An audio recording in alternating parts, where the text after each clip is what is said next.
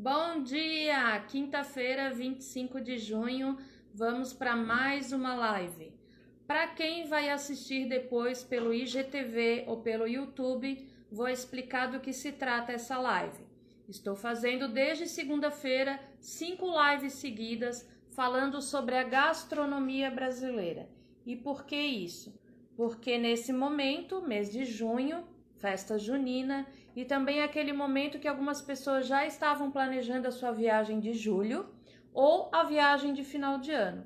E como esse ano é um ano muito atípico, o que eu pensei? Vou tentar juntar essa paixão da organização, tanto por viagens, por mala, como residencial, e convidar alguns chefes de cozinha do Brasil para que vocês tenham um pouco aquela possibilidade de conhecer um pouquinho mais a região e quem sabe na próxima viagem até ser o destino de vocês, certo?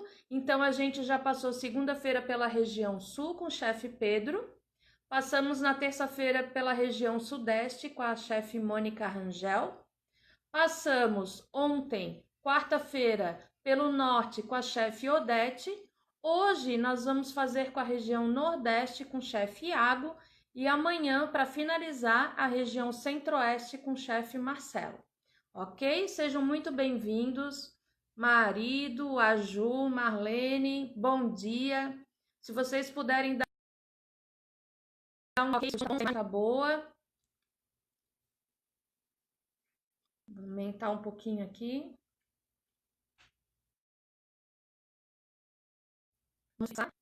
Fixar comentário, fixado.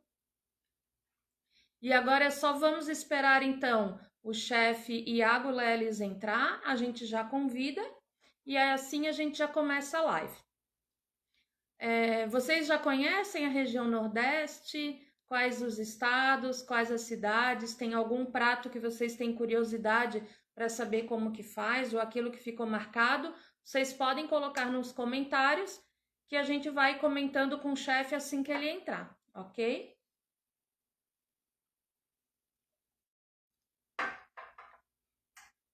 Para quem não assistiu às outras lives, a de segunda-feira do Pedro Soares ficou gravado no Instagram dele, no IGTV dele, porque eu tive um problema aqui com a live, tá?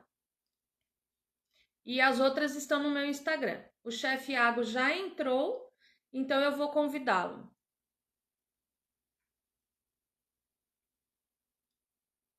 Vamos aguardar, ver se vai dar certo.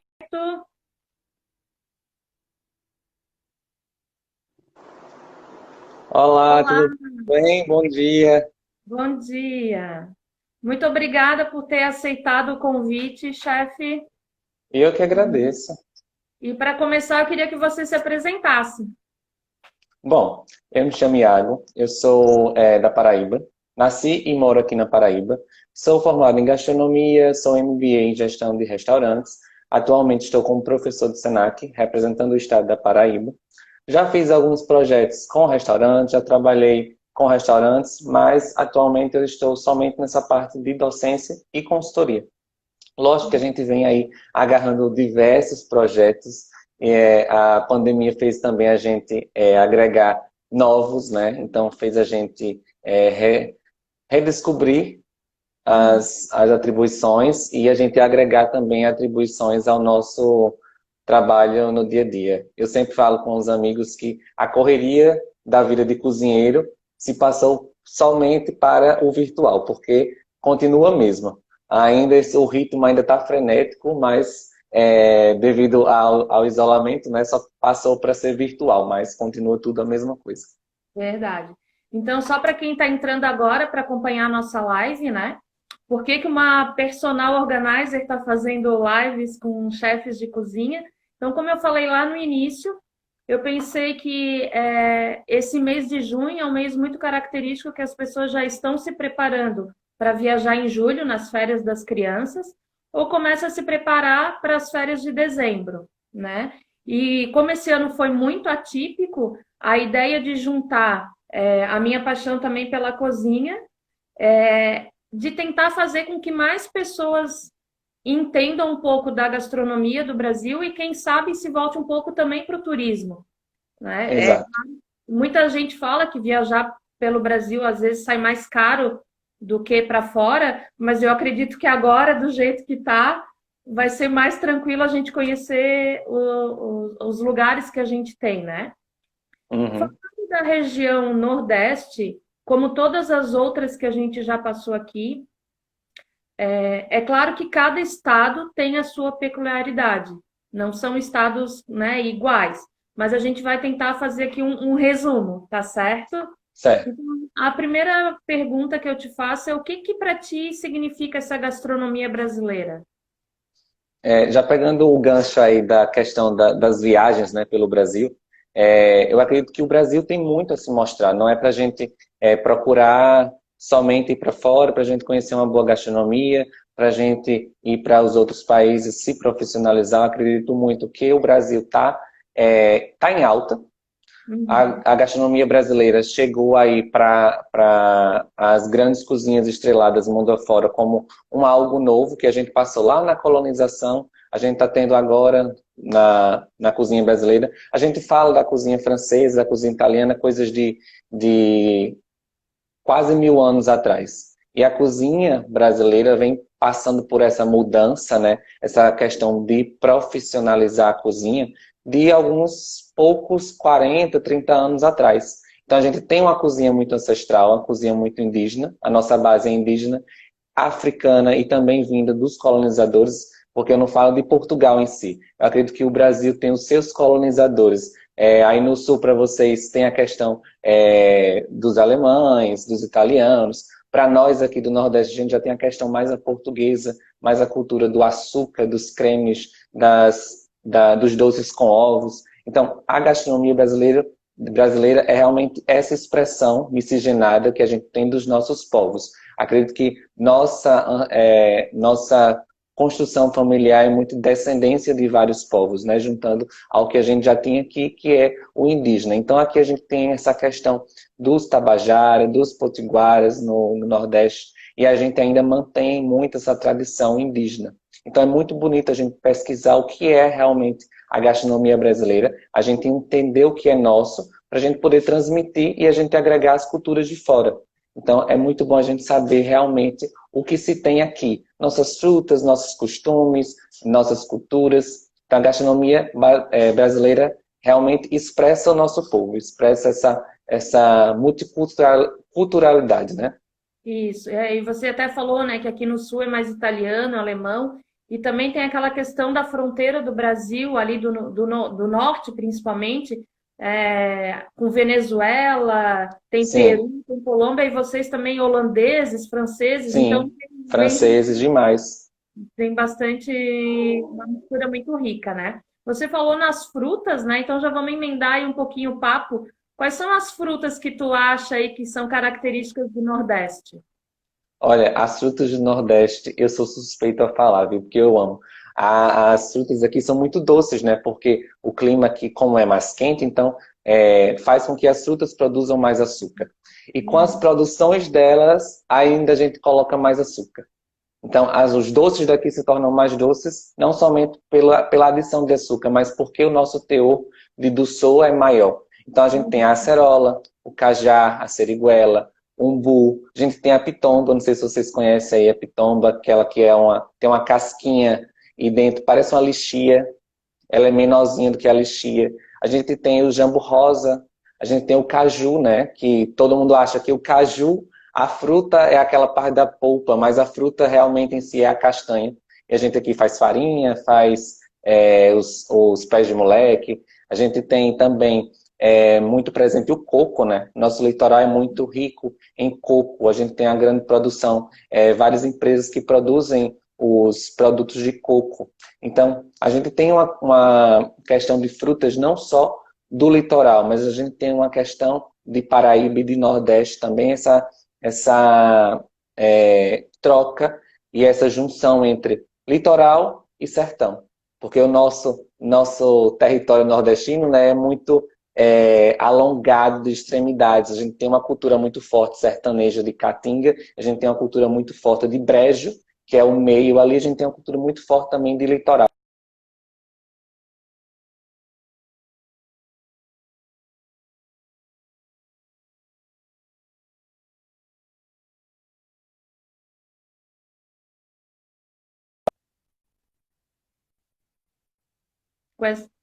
Opa, só um pouquinho. Voltou. Voltou, então. É muita live, muita gente usando a internet, né? Exatamente. E essa semana ainda a gente pegou a modificação do Instagram, que está entrando um novo aplicativo, então está passando por várias interferências, né? Tem muita gente que não está conseguindo fazer live essa semana. Tá me escutando, chefe? Tô sim, tô sim.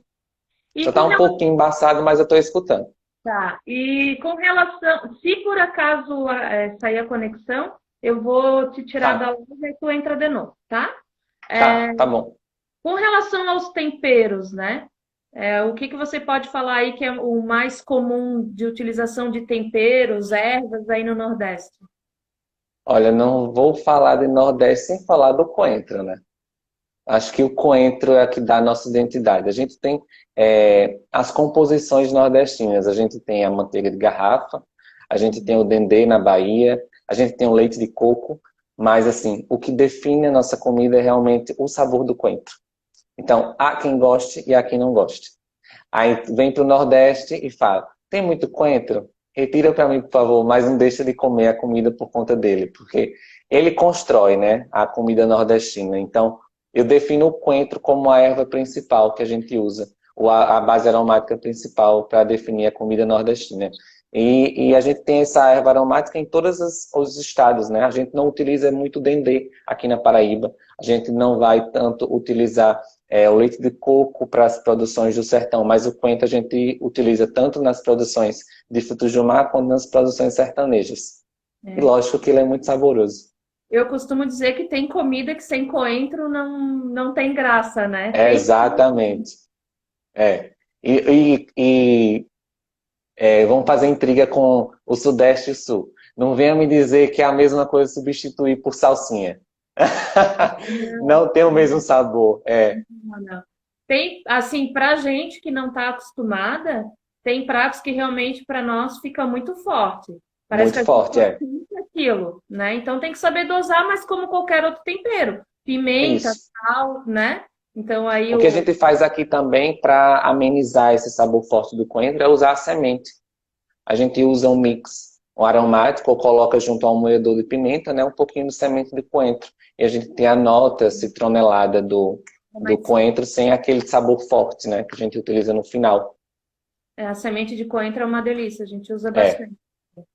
Tá, então assim, a gente já passou pelas frutas, pelos temperos, e a gente sabe assim que o Brasil tem essa parte da gastronomia sazonal. Então eu queria que tu falasse um pouquinho assim da diferença daquela comida do dia a dia mesmo do nordestino, quais são os pratos e quais são os que mais assim para festa ou que de repente são coisas mais sazonais. Essa diferença. olha, a gente tem a comida do dia a dia muito própria da mandioca, né? E dos produtos de milho. A gente agora está com as nossas festividades juninas, né? E muitos acreditam que essas comidas sejam somente dessa época, mas não, a gente tem o consumo da pamonha um pouco reduzido no restante do ano, né? Mas a gente tem a produção dela o ano todo, da canjica, do munguzá.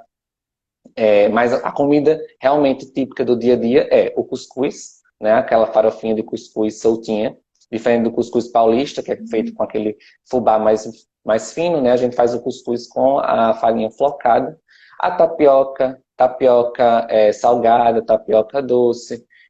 E questão de comidas de festa, nós vamos ter já a questão também dessa multiculturalidade, né? A gente faz as produções mais afrancesadas, a gente tem os doces portugueses também, a gente faz muitos doces em compotas, muita coisa já utilizando a questão da cozinha francesa, né, dos mousses, dos cremes, e a gente aplica as nossas frutas, o maracujá, o caju, a gente tem a questão das uvas passas, nós vamos ter o jambo, nós vamos ter a questão do caju. Também a gente faz um preparo aqui que é o caju passa, que a gente desidrata no próprio açúcar. Isso passa tempo, quase uma semana para se fazer, mas fica realmente saboroso. Eu não defino a sazonalidade como preparo em si, mas assim, a questão dos produtos. A gente não tem os produtos aqui muito presentes o ano todo, é muito sazonal mesmo. A gente pode ver isso até nos sinais de trânsito, a gente tem muito comércio de sinal de trânsito,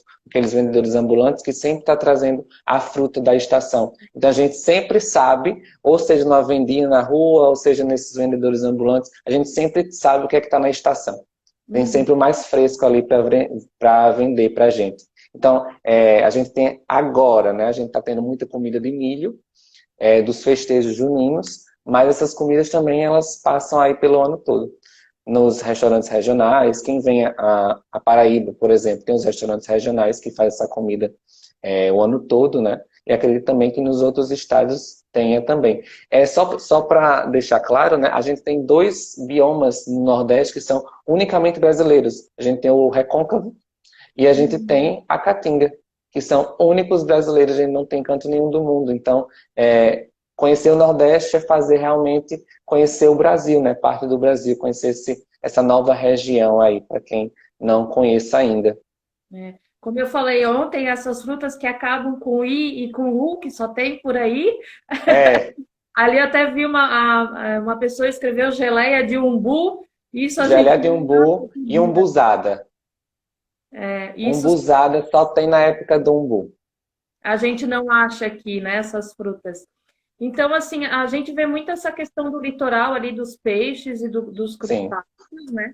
Mas a gente vê também muito forte a questão ali, queijo coalho, carne de sol. Então, realmente é muito rica essa gastronomia, né? Tem muita gente que não, Isso. que é mais da parte do sertão, que acaba não gostando muito dos frutos do mar, mas também Tem tem muita muito. com carne também, né? A impressão que a gente tem aqui no sul, e que muita gente que não conhece, é que o Nordeste só tem pimenta, dendê e frutos do mar, porque você pega um estado e faz como se todos fossem iguais, né? Exatamente isso.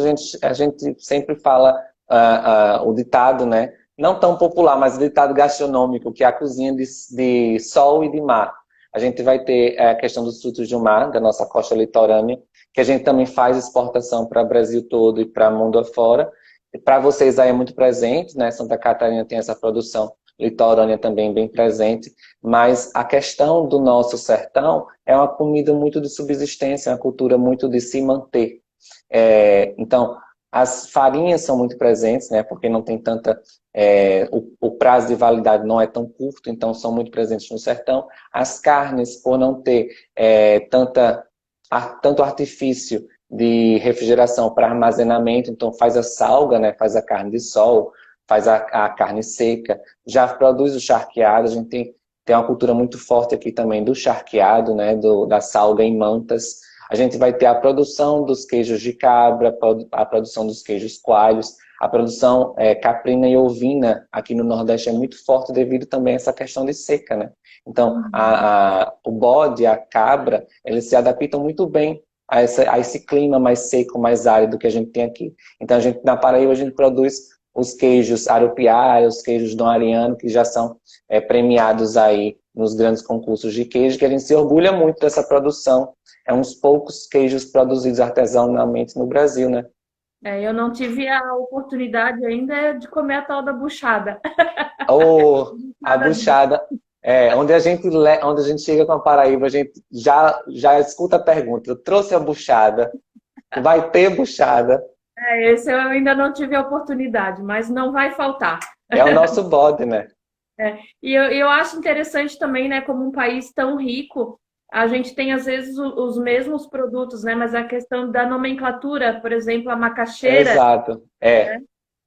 A Tem algum, macaxeira, mandioca. Aqui na Paraíba mesmo tem quem fala mandioca e tem quem fala macaxeira, no próprio estado. tem a questão do jerimum também. Jerimum, Tu lembras de mais algum outro alimento assim que seja tem, trocado assim? tem um coco, o babaçu, que é chamado na Bahia de... O coco babaçu, na Bahia tem outro nome, agora não me recordo, mas tem outras nomenclaturas também. A gente também tem essa questão dos nomes dos preparos, né? A gente vai ter o rubacão e o baião de dois. Um leva queijo, outro leva nata. Então a gente também tem essa questão de troca de nomenclatura das preparações. Tô com uma vizinha aqui do sul, a Marlene falou que já comeu a buchada e gostou muito. A buchada, falando para quem não conhece, né, a buchada são os miúdos do bode ali, temperados, cozidos, que são ensacados no próprio bucho. Então, eles sofrem um tratamento térmico antes, né, para poder entrar, e depois eles sofrem um cozimento junto com vários temperos e vários legumes também. Então, o caldo da buchada, a gente ainda faz o pirãozinho com a farinha de mandioca. Então, comer a buchada com um pirãozinho de buchada. Farinha também é bem diferente da farinha do sul e do nordeste, né? E do norte também. Sim, também falaram aqui da manteiga de garrafa, mas a gente também já Manteiga de tem garrafa, que é bem diferente. Tá, então assim, ó, continuando nessa questão dos pratos, o que tu pode falar dos doces, assim? Quais são os doces, as sobremesas, características da região? A gente vai ter a umbuzada, né? Que é um doce de umbu, muito presente aqui também. A gente vai ter os doces de caju. A gente vai ter também a questão dos bolos, né? A gente tem o bolo baeta, que é um bolo rico em gordura e que é muito presente aqui para nós. A gente vai ter agora nos festejos juninos o munguzá, a pamonha, a canjica. Nós vamos ter também os bolos de macaxeira, os bombocados. A gente tem essa cultura doce, é muito forte. Se você vai perceber a questão da procura aqui no Nordeste, de modo geral, a confeitaria reina, porque é muito presente. E quem vem das outras regiões acha os nossos preparos muito mais doces, porque a gente tem esse paladar mais adoçado. Então, quando a gente faz um doce de batata doce, um jerimum em calda, então a gente coloca a questão do açúcar porque em maior quantidade, porque a procura, né? O público quer essa questão do doce mais presente. A gente tenta maneirar um pouquinho pela questão ali mais técnica da cozinha, mas o paladar do nordestino é muito mais adocicado. Então a gente vai ter os doces de compotas, os cremes, né? As culturas aí já francesas dominando, os cremes, os mousses de diversas frutas.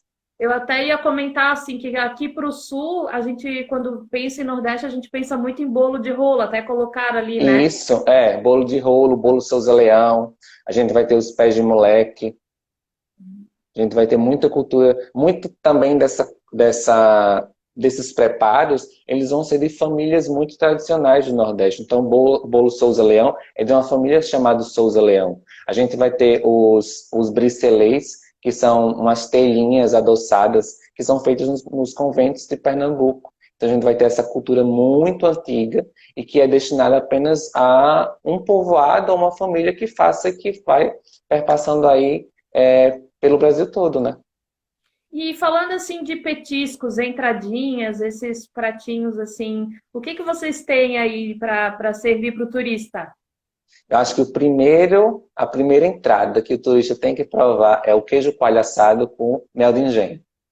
A gente faz os queijos coalhos assados, cortamos em cubinhos, colocamos mel de engenho. Daí você já prova dois produtos típicos nordestinos de forma basicamente bruta, né? Depois a gente tem a manteiga, o queijo manteiga, que a gente faz ali flambado na cachaça. A gente tem a nossa caipirinha com as cachaças nordestinas, que também a cultura o ciclo do açúcar, né, da cana-de-açúcar foi muito presente aqui pra gente, então a gente adquiriu muito essa questão do africano trazer, devido à escravidão ali no ciclo da cana-de-açúcar, muito das culturas dele. Então a gente tem também essa produção muito grande de aguardente aqui, né, no Nordeste. Então, basicamente, o primeiro petisco é o queijo coalho com mel de engenho. Falaram aqui tripa, mas não sei o Tripa assada e tripa torrada. Delícia. que é tripa. Tripa é tripa mesmo? Tripa é a tripa do suíno ou do bovino, que antigamente se fazia estendida nos varais para secar. Se lava, né, tira todas as sujidades, estende nos varais para secar e depois frita. Isso você vai ter com a bela cerveja, bem geladinha do lado. Todo mundo que chega num bar aqui pede a tripa. Tripa Pelo que eu frita. tô vendo aí, tem gente que gosta e tem gente que não gosta. Exatamente. Exatamente. Então, vamos colocar na lista para experimentar. Tripa é bem exótico. Agora, falando um pouquinho do teu estado, especificamente da Paraíba, né? Tirando a capital, que geralmente quando o turista vai para a capital. Que outras Sim. cidades, assim, você aconselha a gente a visitar que sejam ligadas à gastronomia? Se ele viesse agora, se a gente não tivesse em pandemia, ele não ia nem descer e ficar em João Pessoa. Ele só ia descer e ir para Campina Grande, né? Que a gente tem a briga eterna com Caruaru do maior São João do mundo. Então, Campina Grande, ela aborda muito essa cultura do nordestino, né? Eu acredito muito que os festejos juninos nada mais é do que enaltecer o nordestino, enaltecer as culturas e os povos do Nordeste em si. Mas aqui na Paraíba a gente vai ter a cidade de Cabaceiras, né? Onde tem a Hollywood nordestina, onde fizeram as cenas dos filmes Alta Compadecida, Lisbela o Prisioneiro. A gente tem vários outros filmes e vários outros seriados sendo gravados lá. Então a cidade toda se mudou para atrair o turista justamente por essa questão das filmagens. A gente tem o Lajeiro de Pai Mateus, que é no sertão, que são aquelas erosões rochosas, que tem algumas trilhas para lá também.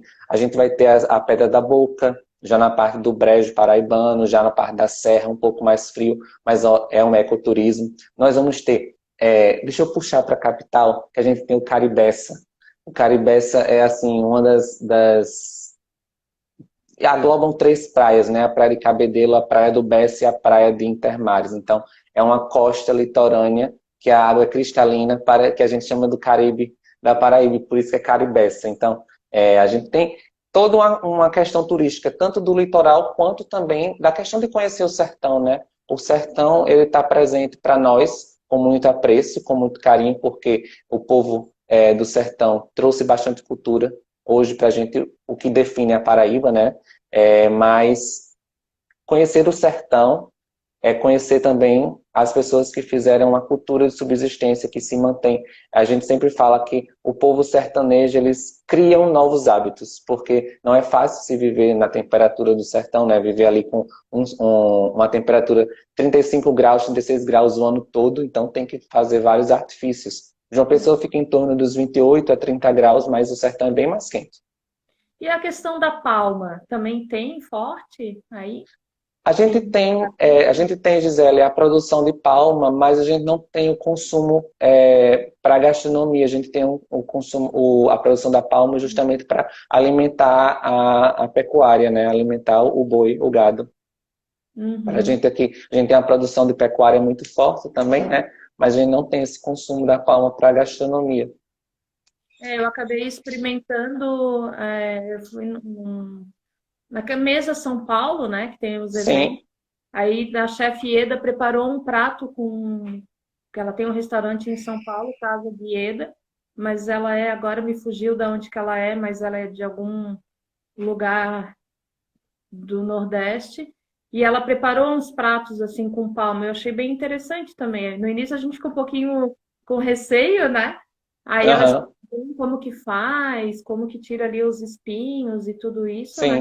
Também achei bem A gente está tendo agora uma pesquisa maior, né, com o fruto do xique-xique, o fruto de um cacto bem presente aqui também da nossa caatinga, que é da família da pitaia.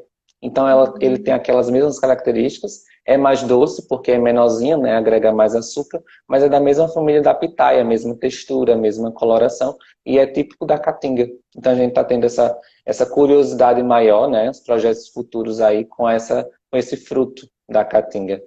Tem muita coisa para descobrir ainda, né? Demais, demais. E continuando ali na parte do turista, né? E o que que tu acha assim, o turista que vai para João Pessoa? O que que ele não pode deixar de comer? Assim, se ele tiver a oportunidade de passar só um dia e conhecer um ou dois pratos ali, o que que tu indicaria? Ele vai à praia, vai sentar num quiosque e vai pedir a peixada paraibana. Aham. Diferente da muqueca, né, a gente não tem o uso do dendê, a gente vai ter o uso do leite de coco e o vermelho a gente se dá pelo tomate. Enquanto a muqueca não leva, né, o vermelho vem do dendê, o nosso vermelho vem do tomate. Então o caldo é um pouco mais ralo, há quem gere uma estranheza inicial, porque a da moqueca fica mais grossinha, né? Mas a peixada paraibana, você vai pedir uma peixada, vem um banquete. A primeira coisa é isso, vem uma macaxeira assada, vem uma farofinha, vem um vinagrete e vem a peixada. Vão dizer que serve quantas pessoas? Ah, isso aqui é para um casal. Mas vem, ó, um banquete realmente. Isso é típico da praia de uma pessoa. Então, senta no quiosquinho da praia, pede uma peixada e antes da peixada pede uma cachaça, para que a gente chama de abrir os caminhos. A gente toma a cachaça, abre os caminhos e come a peixada. Para não dar ruim, né? Para entrar É, e. exatamente, exatamente. Tá. E assim, Iago, se por exemplo você for representar a tua região, né, o Nordeste como um todo, num evento fora do país ou alguma, né, que tivesse que representar a tua região, quais são os 2 ou 3 produtos ou pratos que tu levaria para representar o Nordeste? Eu levaria o rubacão, Uhum, porque acham que é tão simples fazer rubacão, mas a gente tem dois produtos que têm tempos de cozimento diferentes, né, que é o feijão verde e o arroz da terra. A gente tem dois produtos muito fortes da nossa cultura paraibana, né, que é o feijão verde e o arroz da terra, o arroz vermelho, que devido aí as passagens de anos, né? O amadurecimento das produções brasileiras, a gente teve essa produção do arroz vermelho retirada do Brasil e ficou somente aqui na Paraíba. Então, representa muito bem o meu estado. Leva a nata, leva o queijo coalho, leva a carne de sol. E o outro preparo eu levaria tapioca, porque é muito, muito curioso o jeito que o estrangeiro olha a tapioca, porque é uma uhum. farinha ali, um polvilho, e que de repente se cola, do nada cola. E eles ficam, como assim? O que é que colocou aí na panela? Tem alguma coisa? Tem alguma gelatina? Então, é muito impressionante o jeito que eles olham a nossa tapioca, né? Então, a gente teve aí um bom tempo o Japão querendo tomar a tapioca do Brasil, né? Uma briga ferrenha, mas a gente, graças a Deus, conseguimos trazer para o Brasil de volta esse produto. Então, eu levaria o rubacão e a tapioca. Tá, a gente está indo quase aí para os finalmente da nossa live, né? Eu geralmente faço aí uma live de 40, 50 minutos por aí, para não ter o risco de cair. Mas eu queria falar agora um pouquinho da parte da organização, né? Então, eu, como Sim. personal organizer, eu costumo dizer que a casa das pessoas é a nossa empresa, né? Então, a minha casa é a minha empresa. Então, eu tenho que tentar gerenciar como se fosse, por exemplo, um restaurante ou um evento, né? E daí a Uhum. importância tanto do planejamento como da organização. Tanto em lista de compras, em estoque, em utensílios. O que tu pode falar um pouquinho da importância da organização e do planejamento na cozinha mais profissional? Olha, é muito presente essa questão da organização, né? A gente, como docente, a gente fala isso com o aluno que está sendo profissionalizado ali, né? Tanto para ser um chefe de cozinha no futuro, mas está ali entrando no mercado de trabalho. Pode ser que logo em seguida, ou pode ser que ele seja capacitado antes para inserir no mercado de trabalho. Então, a organização é primordial. A gente fala em etapas, né, da cozinha. A gente fala de mise en place, a gente fala do preparo e da finalização. A gente tem 3 etapas da produção. Mas, lógico que essas etapas de organização começam muito antes. Começa da elaboração de um cardápio, começa de uma feitura de ficha técnica, começa de uma elaboração de lista de compras. A gente teve essa organização, né, muito mais presente agora com a pandemia, porque a gente não tem tanto cliente, né? A gente não tem a questão da saída dos produtos. Aqueles produtos que estavam parados, que não tinham tanta saída nos restaurantes, como é que eles ficaram? Então, existe essa organização para que tudo tenha a saída e que gere menos desperdício para a gente, né? A questão das validades, a questão da precibilidade dos alimentos, a questão não só da organização das ações do cozinheiro, mas a ação toda geracional, gerencial do restaurante em si, né? A gente tem a questão da parte de administração também e está muito atrelada nutrição com cozinha, né? Então, a organização é primordial para a gente em âmbito profissional também. Quando a gente vai para a sala de aula, né, isso fica muito monótono você falando que precisa ser organizado, você precisa se organizar, você precisa padronizar suas ações, seus movimentos, mas quando a gente vai para a prática, a gente vê que isso vai nos direcionando dentro das cozinhas, dentro dos restaurantes. A gente vai ganhando mais destaque porque a gente é organizado, porque a gente procura se ambientar ali com as situações que a gente é provocado, né? Uhum. Para quem não está muito familiarizado com as nossas palavras aí da cozinha, tu quer explicar um pouquinho o que é ficha técnica? Olha, a ficha técnica, eu acho que é o maior documento da cozinha. É onde a gente coloca os nomes, colocamos os pesos, as medidas, colocamos os custos, custos de porção, custo total, a gente coloca o modo de preparo, os pesos de porção, as quantidades, a gente também coloca, que se resume aos rendimentos, né? Colocamos também a questão, a gente pode atribuir à ficha técnica ali um custo que a gente tem de produção e a gente já pode elaborar um lucro futuramente que a gente venha a ter. Então, a ficha técnica é onde a gente faz toda a base de uma produção da cozinha. É onde a gente, é o nosso guia, né, dentro da cozinha, é onde a gente padroniza as nossas receitas e a gente padroniza as nossas preparações também. Eu costumo dizer que, né, para quem não está muito familiarizado, que é independente quem faça aquele prato, tem que sair daquele jeito ali, porque, Daquele jeito. né? Exatamente. Eu falo para os alunos que uma ficha técnica bem feita é aquela que todas as produções saiam iguais. Uhum, Iguais àquela pessoa que elaborou. uhum. E assim, Iago, eu vou tirar um pouquinho os comentários para a gente fazer Tá. a nossa fotinho, tá bom? Sim, tá bom. Isso. Então eu vou pedir para as pessoas que estão assistindo a live, se acharam legal, né, se curtiram, tiverem algum comentário aí, a gente vai fazer ficar meio múmia para as pessoas Faz uma baterem foto nossa. isso. Vamos lá então, por favor.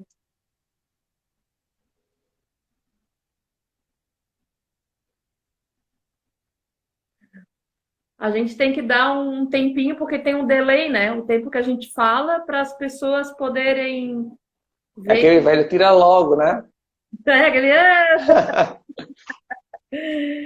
E para finalizar assim, ó, a pessoa que nunca foi para o Nordeste, que não sabe como que é, deixa eu só colocar os comentários de volta aqui. Que tipo de roupa, o que que a gente tem que levar? Como que é uma mala aí do turista para a região do Nordeste? Eu já tô rindo, né? Porque o Nordeste é roupa leve, protetor solar e alegria. Só. Acho que para vir para o Nordeste não precisa nem de mala, vem só com a mochila. Porque as roupas devem ser tão leves, mais roupa de praia, né? Roupa de sol, de ficar no sol. Um chapéuzinho também é bom, mas não traga não, compra um chapéu de palha aqui para ajudar nosso comércio local. Isso. Tem bastante, né? Essa parte do artesanato aí é Tem. bem forte, né? É bem forte. Bem forte e já chegou no mundo todo, né? Os artesãos paraibanos você encontra o mundo todo. E é muito bonito a gente ver alguém se destacando. Aí quando você vai lá ver aquele artista, eu sou aficionado por arte, né? Então, quando vai ver, é paraibano, eu fico, nossa, que legal. Olha só onde essa pessoa tá, né? Saiu lá do sertão e tá aí nas maiores exposições do mundo. É muito bacana. Mas, basicamente, roupa leve, protetor solar e traz bastante alegria, porque a gente vai estar sempre com um sorrisão no rosto. A gente tá no tempo quente, mas a gente tá sempre com um sorriso no rosto. Acho que para a gente que é do sul, a gente não tem que levar protetor, a gente tem que levar quilos de protetor solar. Exatamente, exatamente. E vocês vão sair tudo vermelhinho. Isso, bem assim. E assim, outra coisa que eu costumo dizer é que muita gente vai geralmente, por exemplo, o pessoal aqui do sul, né? Ou para Fortaleza ou para Natal, que é Sim. o Salvador, né? Que Salvador, Uhum. muita gente acaba indo também para Salvador. Mas que os outros estados, desde o Maranhão, ali, Sergipe, é tudo Sergipe. muito diferente uma cultura da outra. Então, Muito. é uma pena, né? Sim, Conhecer dá uma piscadinha. a gente tem uma cultura muito próxima a Pernambuco, né? E a questão do Rio Grande do Norte. Mas o Rio Grande do Norte, até a comida é mais diferente nossa. A gente tem muita similaridade com Pernambuco, com Aracaju, com Sergipe. com Maceió também, essas questões de cidades, João Pessoa e Recife são diferentes, mas João Pessoa e Natal são muito parecidas. Então, É, eu já vai vejo também juntando tudo, Salvador é bem diferente, né? Ali aquela parte exato. da pimenta Eu digo que mesmo. Salvador é um país. Salvador é um país à parte dentro do Nordeste. E eu trabalhei muito tempo em hotel, né, junto com o Hotel do Sesc, então eu já deixo um alerta aí. Quem vem na Paraíba tem a pretensão de ficar. A gente sempre tinha hóspede que vinha para Paraíba e ficava, né? Começava a pesquisar ali alguma coisa para morar, como é que fazia para mudar de São Paulo, do Rio, para ficar aqui, porque João Pessoa agrega todo mundo, é muito calmo, né? É uma capital muito interiorana ainda. Isso porque a gente nem falou assim de Fernando de Noronha, né? Que também é Ah, um. não, é um coraçãozinho à parte ali do Fernando de Noronha. É uma beleza mundial, não é nem nossa, é do mundo, né? Esse eu não conheço ainda, mas tá na lista. Com certeza. Venha, você e Rodrigo, estou esperando vocês. Isso. Então, chefe Iago, eu gostaria de te agradecer muito, muito ter aceitado aqui o convite para o nosso papo. Vai ficar salvo ali no IGTV. Para aquelas pessoas que não puderam ver a live de ontem, também foi super interessante que a Odete mostrou bastante os insumos ali da região norte. Inclusive, Uhum. está rolando um sorteio, está ali num post do meu Instagram, de um dicionário, que agora não vou lembrar o nome, são de palavras e expressões da, da região norte, né? Então, se vocês puderem aí dar uma força e assistirem também as outras lives para quem gosta de gastronomia, quem gosta do Brasil, né? E quero te deixar aí para falar as tuas palavras finais. Olha, Gisele, eu que agradeço. Quando você me veio com o convite, né, eu já fui de imediato, nossa, aceito, porque é muito bom a gente viajar virtualmente. Quando a gente está planejando uma viagem, né, a gente procura na internet, procura com os colegas opiniões. E quando você trouxe essa questão de trazer lives que passam pelas regiões do Brasil, é muito rico e é muito bonito ter essa percepção nossa, né, como brasileiro, enaltecendo as nossas regiões. É muito legal a gente ver um nativo daquele país falando do seu país e a gente da nossa região falando o que é que tem de melhor aqui, o que é que tem de mais bonito, o que é que vai atrair o público, né? A gente teve esses dias aí comentando que vocês devem vir logo à Paraíba assim que passar a pandemia e deixo o convite para todo mundo que passou pela live, quem vai passar também, né? Quem vai assistir, que assista as outras também, eu tive acompanhando. Então, meu muito obrigado, eu que agradeço. Acredito aí que você deve continuar com esse projeto. Envolva outros, estou à disposição sempre que precisar. Saindo do protocolo, deixo também meu agradecimento a Rodrigo, que é uma pessoa ímpar. Eu não a conhecia, mas eu conhecia o Rodrigo, que assim, eu tenho um orgulho imenso, né? A gente faz parte da mesma instituição. Mas venham logo, estou recebendo, estou aqui de braços abertos, até o roteiro já expus para você. Então, venha, meu muito obrigado. Agradeço a todo mundo aí que passou pelos comentários. Não tive tanto hábito aqui de ler, mas você estava sempre ligado aí e trazendo. E assistam as outras lives que estão muito boas também. Então é isso, gente. Agradeço a presença de todos. Se tiverem alguma dúvida, né, sobre a região sul, pode me perguntar que o chefe Rodrigo responde. É, Tu queres deixar o teu Instagram para quem quiser te seguir? meu Instagram é Iago Leles, Iago com I, né? E Leles, L-E-L-L-I-S. Qualquer dúvida da Paraíba do Nordeste também pode perguntar lá. Eu estou nessa quarentena desenvolvendo vários projetos virtuais também, então vale a pena conferir aí. Isso. Deixa eu só tirar uma dúvida, que agora eu me lembrei que eu vi nos Sim. teus stories. Ah, eu vi um preparo de canjica. Uhum. E quando eu olhei canjica, para nós, canjica é completamente diferente.